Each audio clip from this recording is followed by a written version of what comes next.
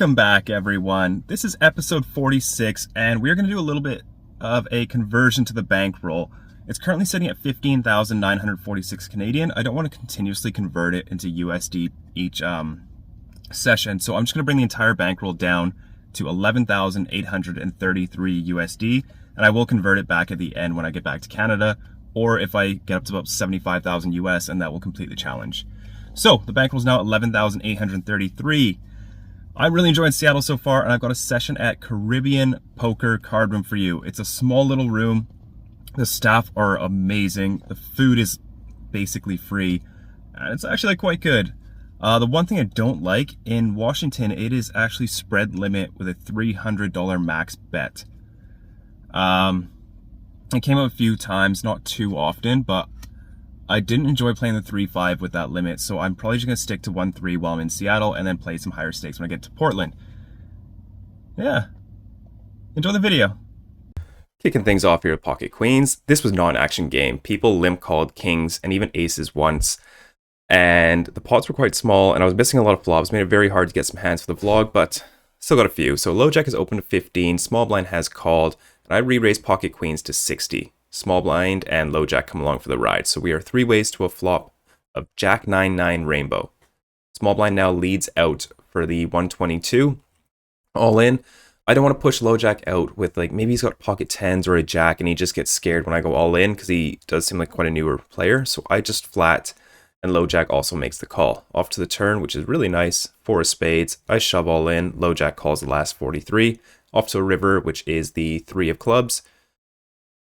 Until small blind now shows pocket kings. Yeah, that one is not going to go our way, but we do pick up a little bit on the side pot. We're now in the game for 800 or so. We've downgraded one of our queens for a jack. Facing 2 limps, I open up the queen jack off to 18. Folds back around, and only one of the limper calls. So we are heads up to a flop of Jack 7-3, 2 clubs. Checks to me. I start with a bet about 2/3, 25, and my opponent makes the call. Off to the turn, which is the 5 of spades. Looks pretty nice. Against most players, I would be checking the flop with this hand. It's not that strong, but against someone who's going to call second pair or like Jack 8 offsuit for 3 streets, I am going to go for some pretty thin value. I'm going to go for a really big bet on the turn here, and on blank rivers, I will fire a small bet. So I bet 85. Opponent pretty quickly makes the call. So off to a river, looking for a blank. We get just that. Deuce of diamonds, as blank as it gets. He checks it over, and I'm going to go for some pretty thin value here, about half pot. I bet about 140. Unfortunately, it doesn't matter. My opponent did have the 8-6 of clubs for the turned open-ender and the flopped flush draw. So lucky to hold on to there, and we are slowly getting back to even. Okay, so something new here. You can actually button straddle or straddle to any amount you like. So button has just moved to the table and has started off with a $15 straddle. Hijack has limped, and I've got an ace in the cutoff. Looks like pretty good spot, so I raise things up to 60. Unfortunately, both my opponents make the call, so we are 3 ways to a flop of Queen Jack 8, 2 diamonds. About as wet as it gets. I can't really bet here. Someone's going to have a piece of this most likely, so when it checks to me, I'm just going to check it behind, and button also checks. So we're off to a turn, which is the Queen of Diamonds. We pick up the nut flush draw. Hijack now leads out. He just grabbed a stack and plopped it in. Didn't look big though. 65 is like 1/3 pot. I thought about raising, but he's never going to fold a queen, so I just call, and the button also folds. Off to a river, which is the 4 of diamonds. He now checks it over. I'm going to go for some value. I think I should have bet a little bit smaller, target a jack or an 8. As I think a queen, I don't know.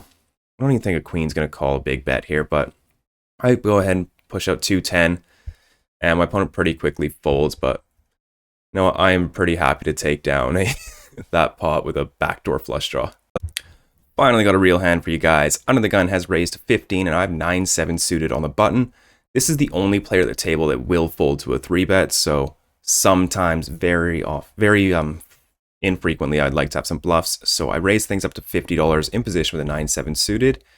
And now the big blind overcalls, and now the under the gun player calls as well. So we're 3 ways to a flop. Not looking great until it comes down 9-7 deuce 2 clubs. The only 3-bet bluff I use this session, and it turns out like this. Amazing. Checks to me, and with these guys in the hand, I'm just going to bet big here.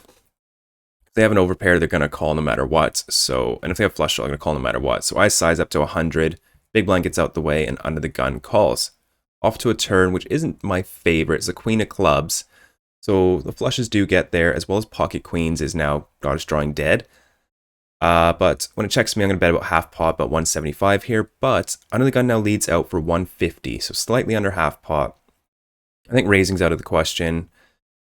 I am just going to flat here and play some rivers. We're hoping for a clean one, and we can just call another bet on the river.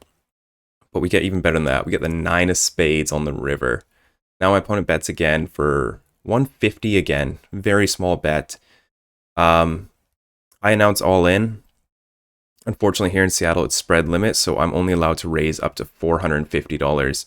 Now my opponent goes deep into the tank. Very deep into the tank. After, I think, 3, 4, 5 minutes or so, finally decides on a call. That's really good news. We know we're not up against pocket queens. I show he was not expecting that hand at all. He later told me that he had the nut flush, which is quite a long decision for, $300 into what's $1,500. I'm just really glad I didn't have one of the hands that has super thin value that would have gotten value owned by that. But yeah, happy to take down his massive pot with 9-7 suited. I am playing my first ever bomb pot. I have never played one of these, but I look down, I got pocket kings. What a waste. And it actually checks all the way to me. I definitely need to put in a bet here for protection. I should have gone a little smaller, maybe like 30. I size up to about 50, and the small blind immediately check raises me to 200. Folds back to me, and like, can I even really hold on? I know this guy has a bluff, but I don't know which one. I'm literally just gonna close my eyes and call down, and it just feels shit. Like, he could have 7-5, he could have 7-9, 10-9, flush draw. He could be using a pair of sixes, and he could just have it. He could just have 8-6, Jack-6, Jack-8, pocket sixes, 8s, Jacks, anything. So, with a hand this vulnerable, and just really no way to improve, I am just going to let it go. And he did have the 10-9 off, but I don't know if I like these bomb pots. Final hand of 1-3, I raise ace-king off up to 15, and I do get 3 callers, so we're 4 ways to a flop. Pretty nice. Ace-7-6. Nice to be connecting with flops. I have not been hitting them very hard this session. Start with a small bet of 20, and I do get 2 callers. So we're still 3 ways to the turn, which isn't great. It's a 10 of diamonds. Introduce a backdoor flush draw. 8-9 gets there. Some 2 pairs get there. So I'm just going to check it back, play some pot control. We go to a river, which is the 7 of hearts. Looks pretty good, and I'm going to fire out for a small bet. Or not a small bet, pretty big bet here. I just don't think anyone has too much, but, an ace could get curious. So I fire out 90, but both my opponents quickly fold. But that is the final hand of 1-3. Okay, it's now about 9 p.m. and the 3-5 game has finally started. I've only played a few hands here, but it looks very reggy. A lot of players are folding to 3 bets. I picked up aces, made it 80 over out of position against a $20 raise and a call, and they both pretty much snap folded, so I've been 3-betting a little bit. His hand hijack opened at 15. He usually opens for 20, so this seems a bit weak. He's also been running pretty hot. But I raise it up to $50, ace-10 off in position, and he makes the call. Off to a flop of Jack-5-3, 2 diamonds. Looks pretty good. So checks over to me. I start off with a bet of 65, and my opponent makes the call. Off to the turn, which is really nice. It's a 7 of diamonds. We can definitely keep bluffing here. Now he checks it over. I'm going to bet about half pot here. And my opponent raises me up to 315. It's a pretty small raise, but it looks like he's pretty much just got a flush already. Like, we block so many of his bluffs having the ace of diamonds, but we still have the correct odds to draw, so I make the call. Off to a river, which is the deuce of hearts. So close. My opponent now bets the cap, which is 300. And I hate this play so much.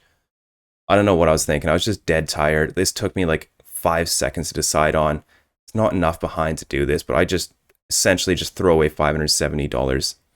And my opponent snap calls before I can even get the bet out. So I know I'm no good, and my opponent does have the second nuts.